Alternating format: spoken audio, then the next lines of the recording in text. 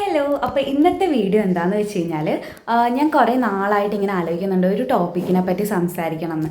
എനിക്ക് ഫീൽ ചെയ്തൊരു കാര്യമാണ്, പണ്ട് ഞാൻ വിചാരിച്ചുകൊണ്ടിരുന്നത് ബോയ്സ് മാത്രമാണ് ഫ്രണ്ട്ഷിപ്പിൽ നല്ല രീതിയിൽ ജെന്യൂൻ ആയിട്ട് നിൽക്കാറ്, നല്ല ഫ്രണ്ട്ഷിപ്പ് മാത്രം കീപ്പ് ചെയ്ത് നല്ല രീതിയിൽ പോകുന്നു. പക്ഷേ കഴിഞ്ഞ ഒരു 1.5 വർഷമായിട്ട് എനിക്ക് കുറച്ചധികം ഫ്രണ്ട്സ് എൻ്റെ ലൈഫിലോട്ട് വന്നിട്ടുണ്ടായിരുന്നു. ഫ്രണ്ട്സ് എന്ന് പറയാം, ഇപ്പോൾ നേരത്തെ അവരെനിക്ക് ജസ്റ്റ് കൊളീഗ്സ് മാത്രമായിരുന്നു. എനിക്ക് അവരോടൊന്നും ഒരു വലിയ കമ്മിറ്റ്മെൻറ്റോ കാര്യങ്ങളോ ഇല്ല. ജസ്റ്റ് കൊളീഗ്സ്, ഓഫീസിൽ ചെല്ലും, കാണും, സംസാരിക്കും, നമ്മുടെ വർക്ക് ഡിസ്കസ് ചെയ്യും, പിന്നെ എന്തെങ്കിലും പേഴ്സണൽ ഇഷ്യൂസ് ഉണ്ടെങ്കിൽ അങ്ങനെ ജസ്റ്റ് പറഞ്ഞു പോകും, അത്രേ ഉള്ളൂ. അല്ലാതെ നമ്മൾ ഭയങ്കരമായിട്ട് ഉള്ള കമ്പനി കാര്യങ്ങളൊന്നുമില്ലായിരുന്നു. പക്ഷേ ഇപ്പോൾ അവരെ ഞാൻ ആലോചിക്കുകയാണെങ്കിൽ പറയാം, എനിക്ക് കിട്ടിയതിൽ വെച്ചിട്ട് ഏറ്റവും ബെസ്റ്റ് ആയിട്ടുള്ള കുറച്ച് ഫ്രണ്ട്സാണ്. അതായത് ആ ഒരു സ്മോൾ സർക്കിൾ, കുറച്ചൊരു 4 പേരെ ഉള്ളെങ്കിൽ ആ 4 പേരും ഭയങ്കരമായിട്ട് നമ്മളെ സപ്പോർട്ട് ചെയ്യുന്ന ആൾക്കാർ. അതിനകത്ത് ഒരു കുട്ടിയുടെ കാര്യം ഞാൻ പറയാം. എനിക്ക് എന്നെ ഭയങ്കര ഇതായിട്ട്, എന്താ പറയുക, ഞാനും അവളും സെയിം ഏജ് ആണെന്ന് തോന്നുന്നു, 1 വയസ്സ് ഡിഫറൻസ് എന്തോ ഉണ്ട്. പക്ഷേ അവളാണെന്നുണ്ടെങ്കിൽ എന്നെ ഭയങ്കര കാര്യമോ അങ്ങനെയൊന്നും അല്ലായിരുന്നു ഞങ്ങൾ തമ്മിൽ. ഫസ്റ്റ് ഞങ്ങൾ മീറ്റ് ചെയ്യുന്ന സമയത്ത് അവൾ ഒരിക്കലും ഞാനുമായിട്ട് കൂട്ടുകൂടില്ല എന്ന് അവൾ ചിന്തിച്ച് വെച്ചൊരു കുട്ടിയായിരുന്നു. പക്ഷേ അറ്റ് ദ എൻഡ് എപ്പോഴും ഞങ്ങൾ കണക്റ്റ് ആയതിനു ശേഷം എനിക്ക് എന്ത് ഡിസിഷൻസ് എടുക്കണമെങ്കിൽ, അല്ലെങ്കിൽ എനിക്ക് എന്ത് വിഷമം വന്നാലും എന്ത് സന്തോഷം വന്നാലും ഞാൻ ഫസ്റ്റ് വിളിച്ച് പറയുന്ന ഒരാൾ അവളായി മാറി. മീൻസ് അതെനിക്കൊരിക്കലും, ഞാൻ ഒട്ടും പ്രതീക്ഷിക്കാത്തൊരു ഡിസിഷനാണ്.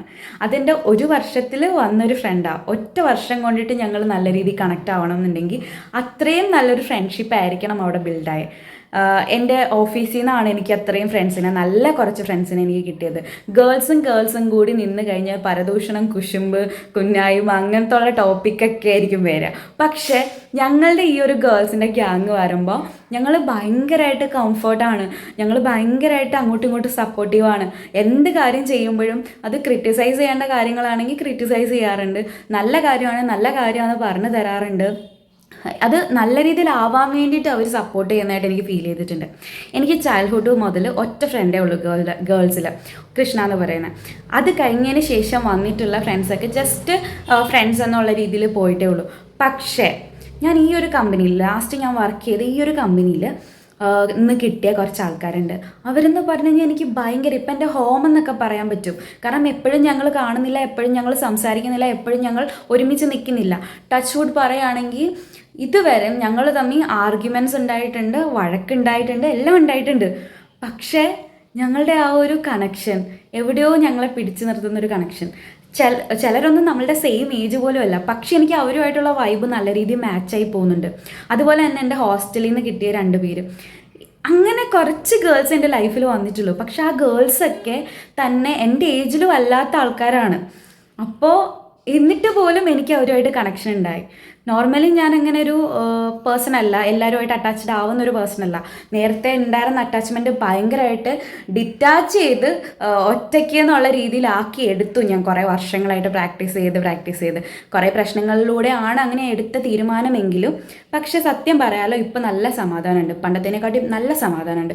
പിന്നെ ബോയ്സിൻ്റെ ഫ്രണ്ട്ഷിപ്പിനെ കുറിച്ച് ഞാൻ നേരത്തെ പറഞ്ഞായിരുന്നല്ലോ, ബോയ്സിൻ്റെ ഫ്രണ്ട്ഷിപ്പ് ഭയങ്കര ഇതാണെന്ന്. പക്ഷെ അതിൻ്റെ ഇരട്ടിയാണ് സത്യം പറഞ്ഞു കഴിഞ്ഞാൽ ഈ ഗേൾസിൻ്റെ ഫ്രണ്ട്ഷിപ്പ്. ആരും പറയണില്ല. അങ്ങനെയുള്ള ഫ്രണ്ട്ഷിപ്പ് നമ്മുടെ ഇടയ്ക്ക് ഉണ്ട്.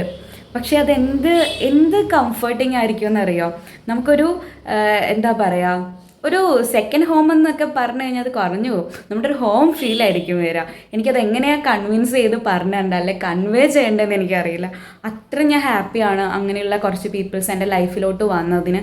അതെൻ്റെ കമ്പനിയിൽ നിന്ന് എനിക്ക് കിട്ടിയതാണ്. കുറച്ച് നല്ല ആൾക്കാർ, ബോയ്സും ഉണ്ട് കേട്ടോ, ഗേൾസാണ് മെയിനായിട്ട്. ഇപ്പം ഞങ്ങൾ ആ ഒരു ഗേൾസിൻ്റെ ഞാൻ സത്യം പറഞ്ഞാൽ ഗേൾസ് എന്ന് പറയുമ്പം ആ ഒരു രീതിയിൽ ചിന്തിച്ച് വെച്ചിരുന്നത് മാറിയത് ഇവിടെ നിന്നാണ്.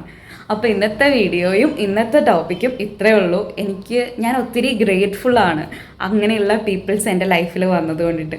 എനിക്കൊരു വിഷമം വന്നു കഴിഞ്ഞാലും സന്തോഷം വന്നു കഴിഞ്ഞാലും എനിക്ക് ഫസ്റ്റ് എൻ്റെ മുന്നിൽ വരുന്നത് എൻ്റെ അമ്മയും, അതുപോലെ തന്നെ എനിക്കിങ്ങനെയുള്ള എൻ്റെ കുറച്ച് ആൾക്കാരുണ്ട്, ആ ആൾക്കാരുമാണ്. എനിക്ക് ഭയങ്കര ഹാപ്പിനെസ് ഉണ്ട് കേട്ടോ ഇവരെൻ്റെ ലൈഫിലുള്ളത് കൊണ്ടിട്ട്. I am very grateful for that.